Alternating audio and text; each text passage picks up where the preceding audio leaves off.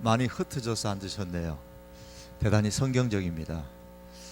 성경은 모이라 그러지 않고 흩어지라고 했는데, 바벨탑 시대에 사람들이 안 흩어지고 자꾸 모일라 그래서 탈이 났는데, 지금은 1층, 2층에 이렇게 흩어지셨으니까, 이 중간중간에 여러분이 이제 고지를 다 점령하셨으니까 이제 나머지 빈 터전을 또 채우게 되리라고 믿습니다. 예. 저는 이거 흩어지는 거 좋아합니다. 어떤 분들은 집중이 안 된다 그랬는데 저는 대단히 집중이 잘 됩니다. 그래서 전혀 부담감 갖지 마시고 마음껏 흩어져서 그렇게 앉으시기 바랍니다. 2층에 앉으셔도 좋습니다. 괜찮습니다. 여러분, 오늘 아빠를 무척이나 미워했던 한 20대의 한 자매가 있었어요. 어린 시절에 부모님은 아빠가 외도를 해가지고 이제 이혼을 이제 부부가 하게 되어졌습니다. 이제 그 자매는 이제 자기 동생과 함께 아빠와 함께 그렇게 살았습니다. 그런데 얼마 후에 아빠가 이제 새엄마를 데리고 왔습니다. 근데 새엄마는 굉장히 말이 좀 거칠고 의심이 좀 많았습니다. 그러다 보니까 이 새엄마와 아빠와의 다툼의 시간들이 점점 횟수가 많아지게 되고, 또 아빠는 또 괜히 또 여자 하나 데리고 와가지고 집안이 굉장히 이제 시끄러워지게 됐습니다. 그러자 이 자매가 집에 있는 게 참 싫었어요. 그래서 고등학교를 졸업하자마자 집을 뛰쳐나갔습니다. 그래서 새엄마와 그 아빠를 보지 않는다고 생각하니까 밖에 나와서 생활하는 것이 만만치 않는 삶이지만은, 그러나 마음은 굉장히 편했습니다. 이제 그렇게 몇 년간 바쁘다는 핑계로 이제 집에를 찾아가지를 않았습니다. 그런데 어느 날 아빠한테 전화가 왔습니다.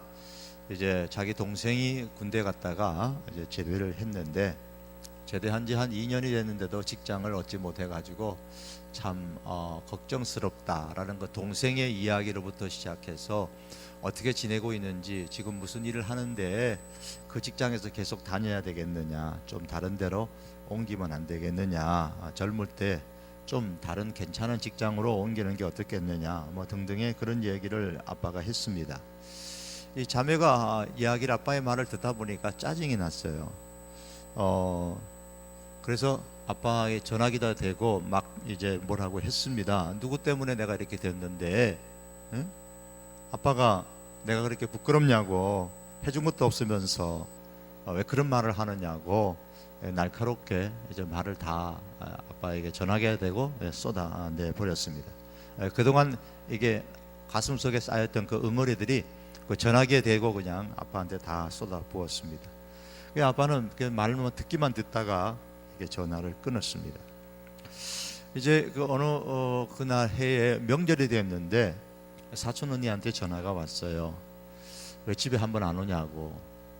그래가지고 못 이긴 척 하면서 이제 큰 집에 이제 갔는데, 이제 큰 집에 이제 아빠가 와 계셨습니다. 벌써 얼굴 본 지가 한 5, 6년, 벌써 5년이 훨씬 넘었습니다. 그런데 아빠는 이제 당뇨병에 걸려가지고 아주 앙상한, 겨울에 그 앙상한 나무가지처럼 이게 빼빼 말라 있었는데, 그래도 이제 내일 출근해야 된다고 하시면서 일어나서 아침 일찍 떠났습니다. 떠나면서 이 딸에게 봉투를 하나 주었습니다. 가고 나서 열어보니까 5만 원짜리 지폐 하나가 들어있고, 그리고 메모가 하나 남아 있었습니다. 그 메모의 편지 내용이 이런 겁니다. 아빠가 너무 늙었나 보다, 자꾸 눈물이 난다. 딸도 힘들 텐데 아빠가 괜히 그때 그런 말을 해서 참 미안하다. 그래도 나는 너가 행복하게 살았으면 좋겠다. 아빠가 해줄 것도 없고 남겨줄 것도 없지만 그래도 딸에게 피해 안 주려고 내가 나름대로 열심히 그렇게 일하고 있다. 사랑하는 딸아, 울지 말고 그렇게 살아라. 그런 내용의 편지를 써서 남겼습니다. 그거를 읽자 이 자매가 이제 눈물이 글썽글썽하더니만 그 메모 위로 눈물이 뚝뚝 떨어졌습니다. 아빠 얼굴이 아른아른거렸습니다. 돌이켜 지난 세월을 돌이켜 보니까 물론 아빠를 통해서 많은 상처도 받았지만은 어린 시절부터 성장하면서 그 아빠가 해주었던, 잘해주었던 것들이 이제 영화의 그 한 필름처럼 이렇게 쏙 하나하나 스쳐 지나갔습니다. 그래서 자매가 이렇게 다짐을 했습니다. 날이 따뜻해지면 아빠 얼굴을 한번 보러 가야 되겠다. 그리고 내가 꼭 말해야지. 아빠 미안했어요. 이제야 제가 아빠 얼굴을 볼 수가 있겠네요. 아빠가 좋은 아빠였다고. 그리고 아빠도 이제 울지 말고 건강하게 사세요. 이렇게 말하겠다고 다짐을 했습니다. 여러분, 이 자매의 환경이 바뀌어졌냐 하면 환경이 전혀 바뀌지 않았습니다. 환경은 여전히 힘듭니다. 바뀐 환경은 하나도 없어요.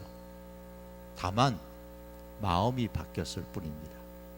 마음이 바뀌니까 사람이 달라 보였고, 마음이 바뀌니까 세상이 달라 보였습니다. 그래서 마음의 평안이 굉장히 중요한 겁니다. 여러분, 열심히 살다 보면 평안한 날이 오겠지. 그러면 얼마나 좋겠어요.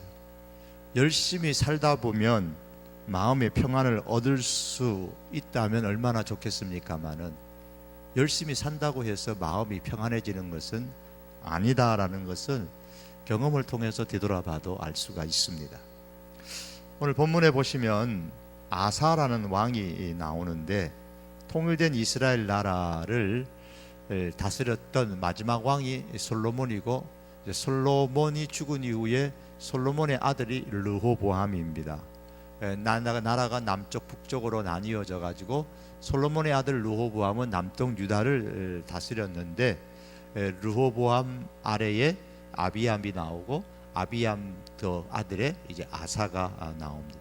오늘 열왕기상 읽으셨던 이 15장 9절에서 이 15절 이 말씀은 남쪽의 이스라엘, 남쪽 유다 나라의 통치자 왕이었던 아사 왕에 관한 말씀입니다. 특히 그 중에서도 아사의 긍정적인 신앙의 모습을 여기서 우리에게 소개해 주고 있습니다.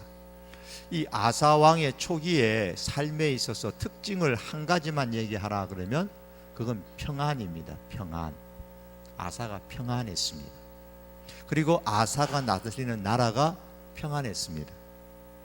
역대하 14장에 15장에 보면 역시 아사 왕의 이야기가 나오는데요, 좀 더 구체적으로 나옵니다. 이런 내용이에요. 여호와께서 아사에게 평안을 주셨으므로 그 땅이 평안하여 여로의 싸움이 없는지라. 우리가 주를 찾았으므로 주께서 우리 사방에 평안을 주셨느니라. 14장 6절 7절의 말씀이에요. 또 15장 15절에 보면 무리가 마음을 다하여 맹세하고 뜻을 다하며 여호와를 찾았으므로 여호와께서 그들을 만나 주시고 그들의 사방에 평안을 주셨더라 그랬어요. 평안. 말씀의 공통점이 뭐냐면 평안입니다. 평안. 여러분 어떻습니까? 마음이 요즘 좀 평안하십니까? 삶이 평안하신가요? 힘들진 않으신가요?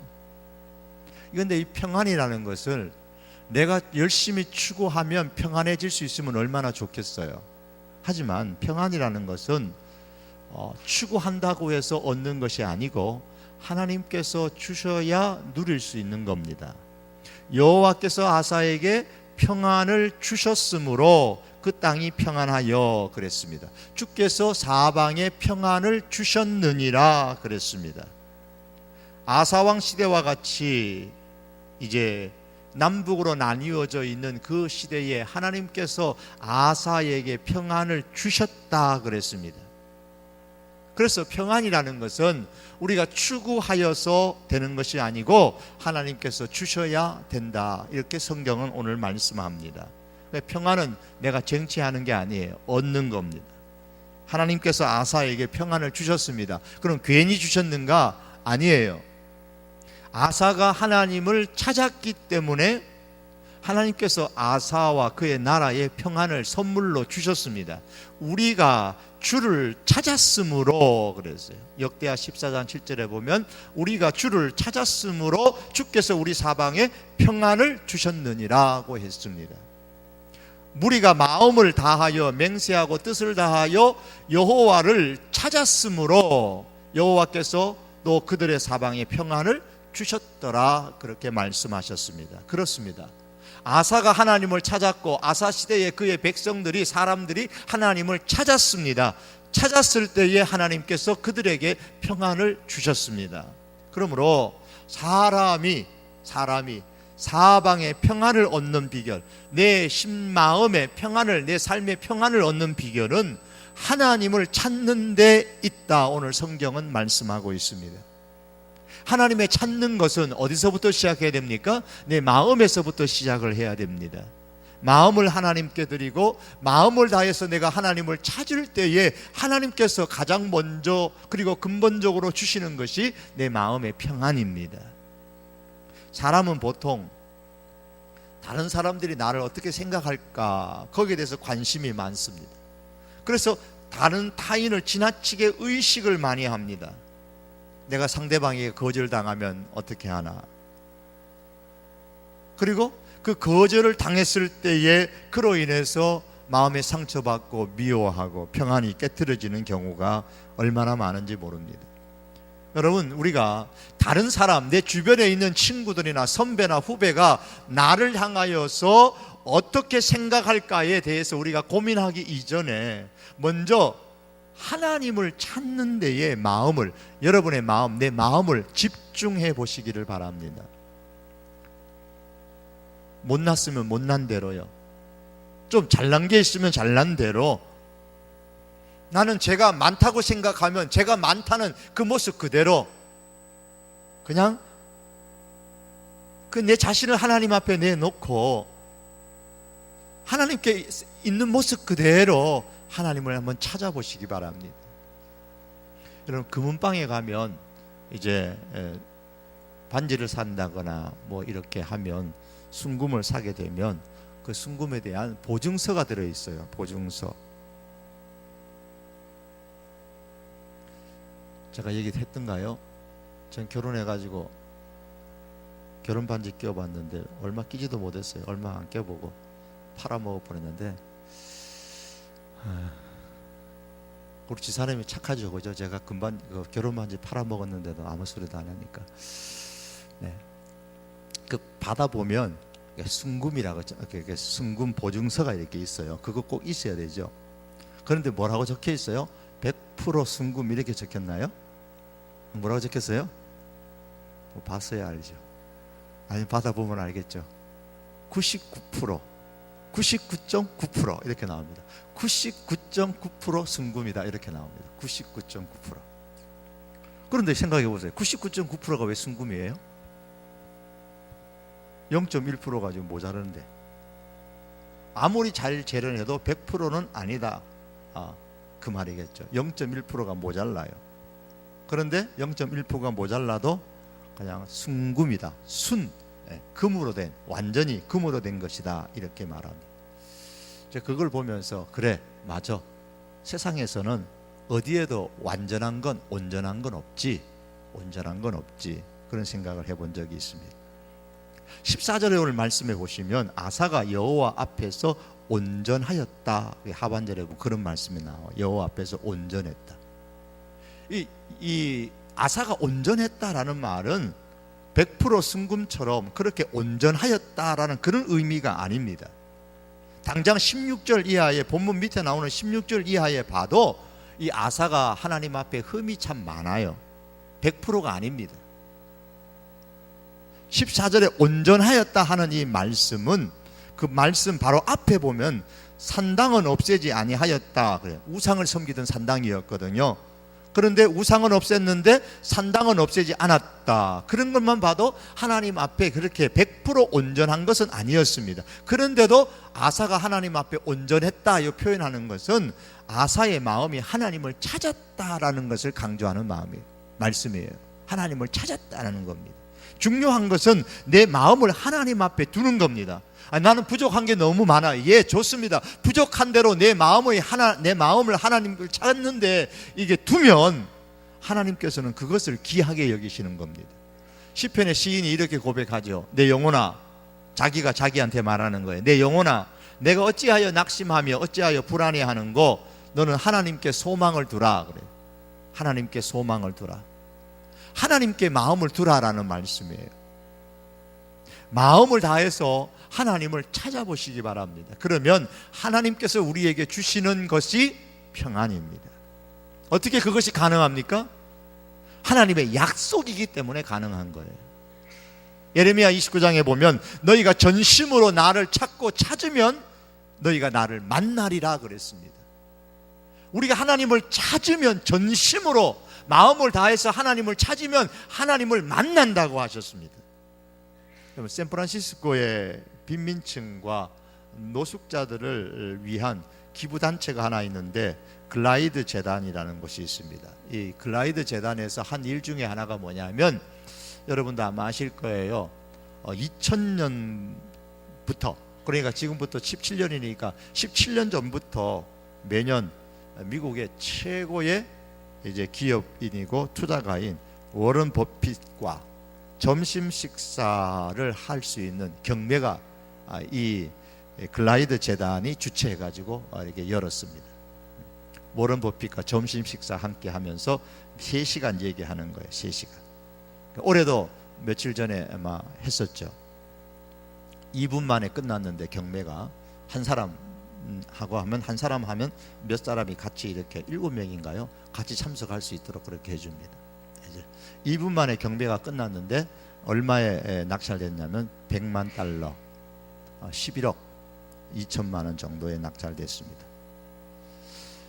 그러니까 낙찰된 사람은 미국의 한 레스토랑에서, 뉴욕에 있는 한 레스토랑에서 버핏과 함께 3시간 가량 점심 먹으면서 이런저런 조언의 이야기를 듣는 거예요. 우리 11억 주고요. 올해는 11억 그러면 적은 거예요. 작년에는 345만 달러, 345만 6,789달러. 올해는 100만 달러니까 훨씬 더 많죠. 작년에가 3배 이상 훨씬 더 많습니다. 3시간 동안 약 40억이 넘는 돈이에요. 이제 3시간 동안 함께 식사하는데 40억이 넘는 돈을 지불하고 3시간 동안 워런 버핏하고 식사하는 거예요. 저하고 밥 먹을 때 여러분 얼마 줄래요? 내 주머니에서 나가야 되겠는데, 그죠? 내 주머니에서 나가야 목사님하고 밥 먹을게요, 그러지, 그렇죠? 워런 버핏하고 밥 한 끼 먹으려면 여러분 40억 내야 되는, 11억 내야 돼요. 왜 그렇게 해요? 만날 만한 가치가 있다고 생각하겠죠. 워런 버핏 만나가지고 한 끼 식사하고 3시간 정도 이야기하는데 11억을 해서 적게는 많게는 40억 이상이 들어가는데, 그래 여러분, 하나님 만나는 데는 얼마의 돈이 필요할까요? 하나님 만나는 데는 여러분 만 원도 안 들어갈 거예요. 아마 어쩌면 지하철 값 정도만 하면 충분하지 않을까 싶네요. 하나님을 만나면 여러분, 워런 버핏을 만나서 3시간 동안 이야기할 수 있는 것보다 더 큰 것을 분명히 얻습니다. 하나님을 만나면 워런 버핏으로부터 얻을 수 없는 더 귀한 것을 분명히 얻습니다. 분명히 워런 버핏은 그 3시간 동안에 만나서 자기의 인생관에 대해서, 투자의 이야기에 대해서 아마 들려줄 겁니다.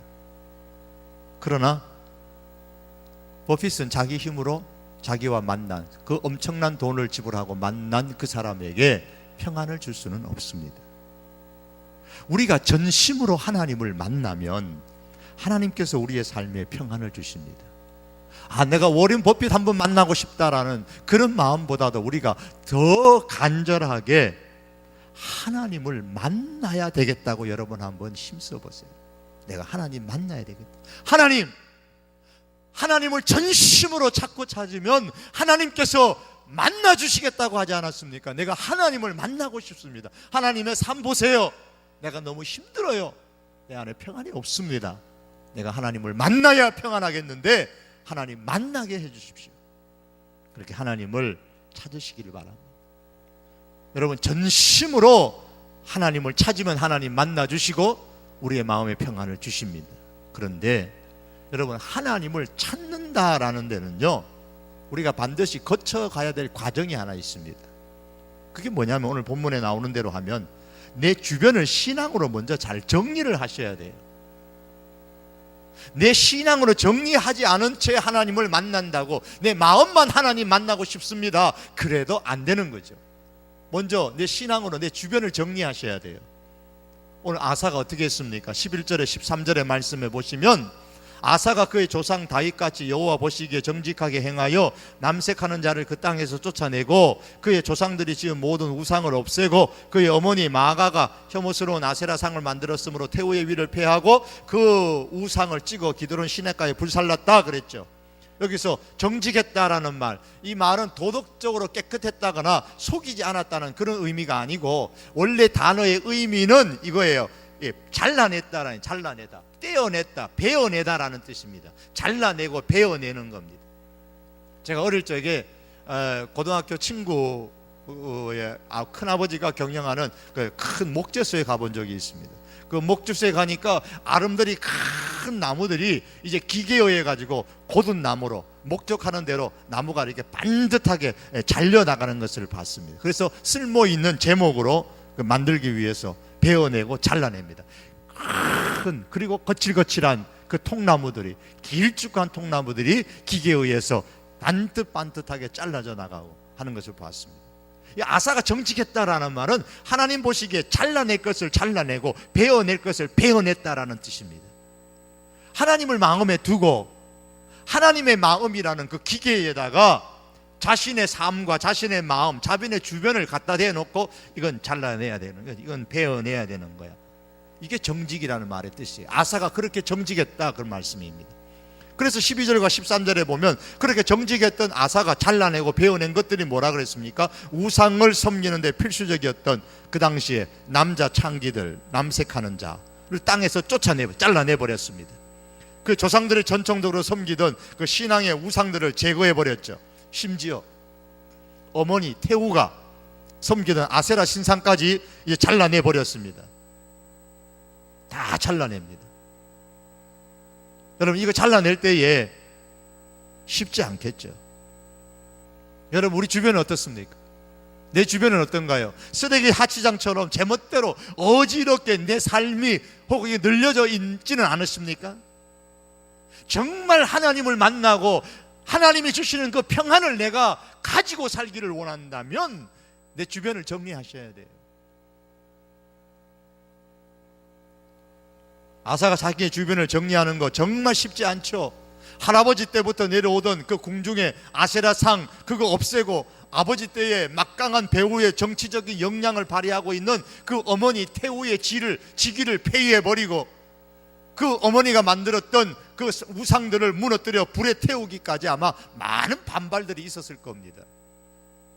그렇잖아요. 왕의 왕은 왕의 나름대로의 세력이 있고 태우는 태우들의 세력이 있는데 그 태우의 세력을 그 태우의 그 세력에 빌붙어 가지고 정권을 유지하는 사람도 있고 왕의 세력에게 빌붙어 갖고 정권을 유지하는 사람도 있는데 태우의 눈치를 보고 태우를 기반으로 해서 권력을 누리고 있었던 기득권의 신하들이 엄청난 반발을 하지 않았겠어요? 아니되옵니다. 태우직을 폐하는 것은 있을 수 없는 일이옵니다 하면서. 그러나 아사가 그 일들을 과감하게 다 잘라버립니다. 아무리 통촉해 주시옵소서 그래도 다 잘라버렸습니다. 태우의 직위까지 잘라버렸습니다. 어쩌면 이런 일련의 정리 작업으로 인해서 야, 저 아사왕 그대로 두어서는 안 되겠다라는 음모가 있었을런지도 모릅니다. 아사왕을 반대하는 세력들이 점점 커졌을런지도 모릅니다. 그런데 아사는 오직 하나님께 마음을 두고서 이 정리 작업을 진행시켜 나갔습니다. 여러분, 주변에 무엇을 정리해야 될까요? 정리하는 게 너무 겁나요. 두려워요.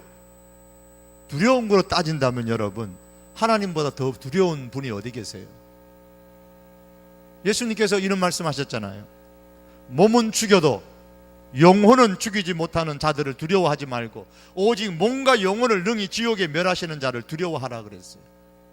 두려움으로 따진다면 정말 하나님을 가장 두려워해야죠. 몸과 영혼을 함께 지옥에 넣을 수 있는 하나님을 두려워해야죠. 그러므로 우리가 진심으로 하나님을 찾고 하나님을 만나기를 원한다면 어떤 두려움, 정리하는 이 작업에 대하여서 내가 두려움을 가져서는 아니 됩니다. 내 주변을 한번 정리해 보세요. 내가 정리해야 될 게 뭔가 오늘 저녁에 가서 하나하나 적어 보세요. 수첩에 적으면서 뭘 정리해야 될까요? 내가 전심으로 하나님을 만나고 싶은데 내 삶이 어지러워 평안이 없는데 어떻게 하면 내가 평안을 하나님으로부터 얻겠는가? 이를 위해서 내가 정리해야 될 것이 무엇인가? 여러분, 정리 한번 적어서 정리해 보세요. 여러분, 정리하면 잃는 게 아닙니다. 배워내는 것은요, 잃는 게 아니에요. 얻는 과정입니다. 얻는 과정이에요. 보다 못한 것은 잃어버리겠지만 세상의 주인 되신 하나님을 얻게 될 것이고, 하나님께 인정을 얻게 될 것이고, 하나님께서 주시는 평안을 얻게 될 것입니다. 아사가 하나님께서 주시는 그 평안을 바탕으로 해서 그가 하고자 했던 건축물들을 짓기 시작했습니다.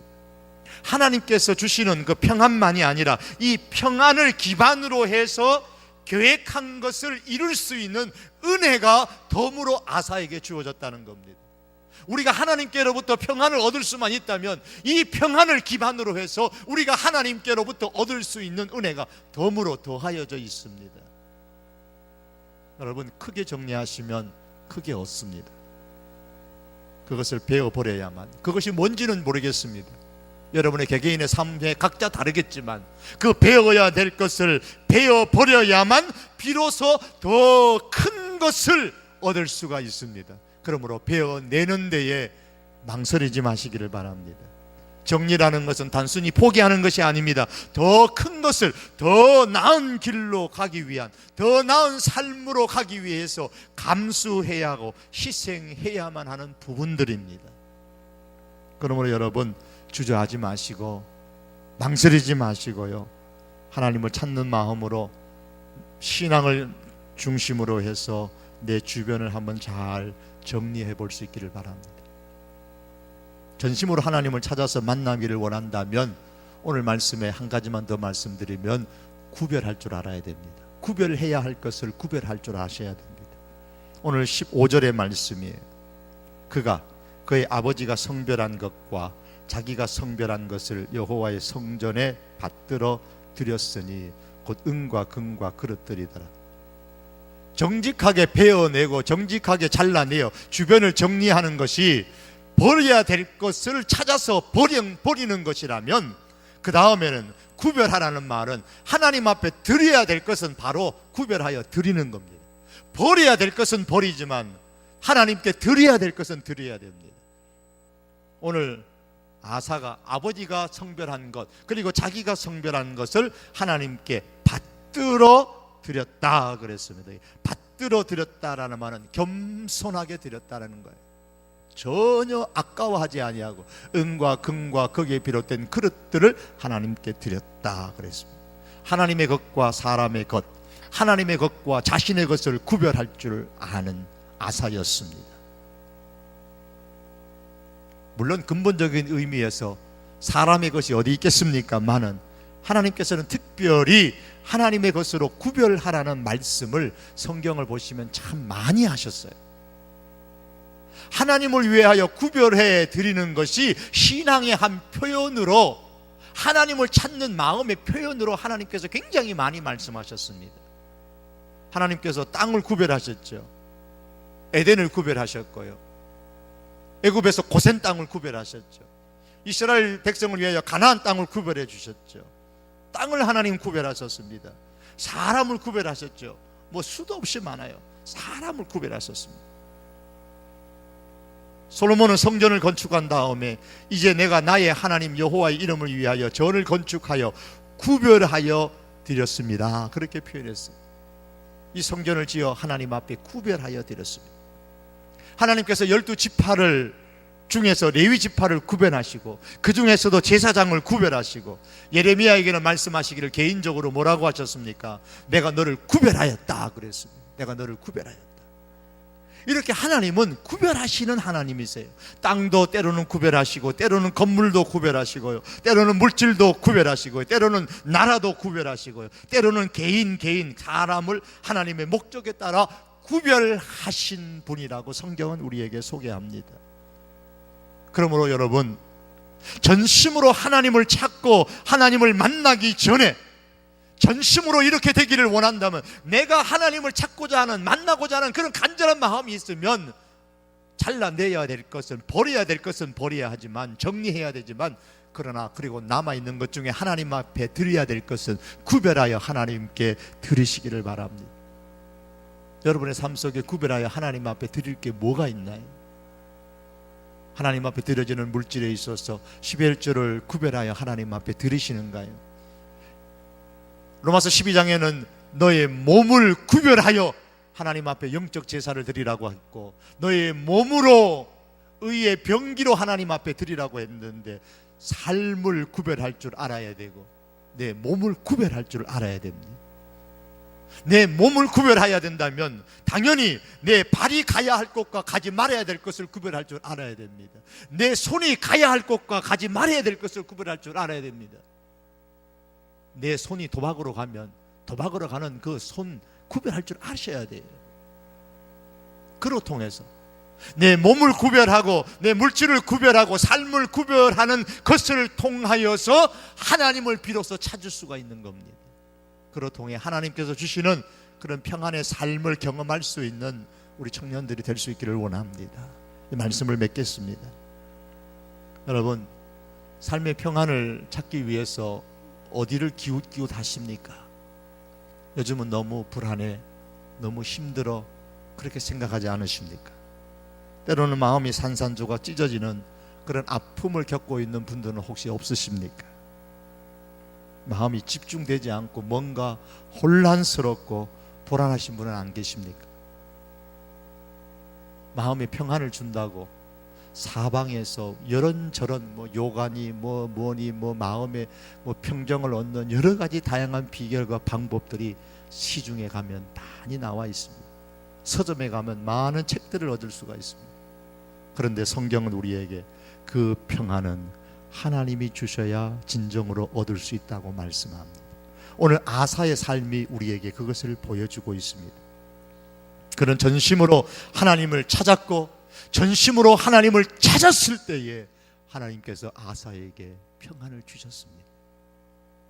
세상에서 그 무엇을 찾으려고 여러분 방황하지 마시고요, 마음을 다해서 하나님을 찾으시기를 바랍니다.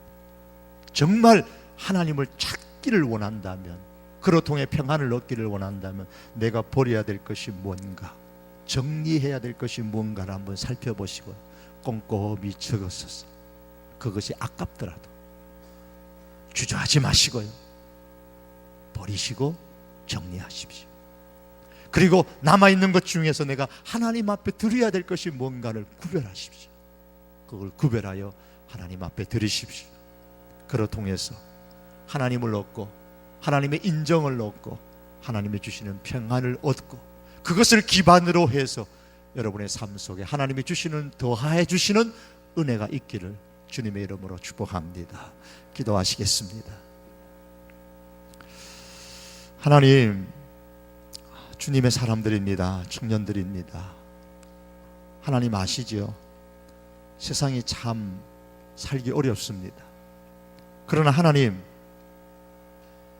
때로는 세상 속에서 상처받고, 사람 때문에 상처받고, 환경 때문에 상처받고, 자신을 보며 못났다고 상처받고, 또한 삶에 불안하고, 주님, 그러나 이것이 진정 하나님께서 원하시는 우리 그리스도인의 삶이 아닌 줄 압니다. 주님, 저희가 평안을 하나님으로부터 얻기를 원하고 정말 평안한 인생이 되기를 원합니다. 주님, 아사에게 하나님께서 평안을 주셨을진데 저희에게도 주실 평안이 있을 줄로 믿습니다. 주여, 우리가 전심으로 아사처럼 하나님을 찾게 하시고 마음을 다해 하나님을 찾으며 그 시대의 백성들이 하나님을 찾았던 것처럼 하나님을 찾는 우리 성도의 청년들이 되게 하시고, 그로 통하여서 하나님이 주시는 평안이 우리 모든 청년들의 마음을 주장해 주시기를 원합니다. 잘 정리할 수 있게 하시고 잘 구별하여 하나님을 찾을 수 있는 하나님의 사람, 하나님의 귀한 우리 청년들로 세워 주시옵소서. 주님의 이름으로, 예수 그리스도의 이름으로 간절히 기도하오며, 지금은 우리를 구원하신 예수 그리스도의 은혜와 하나님 아버지의 놀라우신 사랑과 성령님의 충만하심과 교통하심과 역사하심이 전심으로 하나님 찾기를 기대하는 우리 사랑하는 모든 청년들, 오늘 예배에 참여한 주님의 사람들 심령 위에 그 학업과 그 직장 생활과 가정 생활 위에 영원토록 항상 함께 있을지어다. 아멘.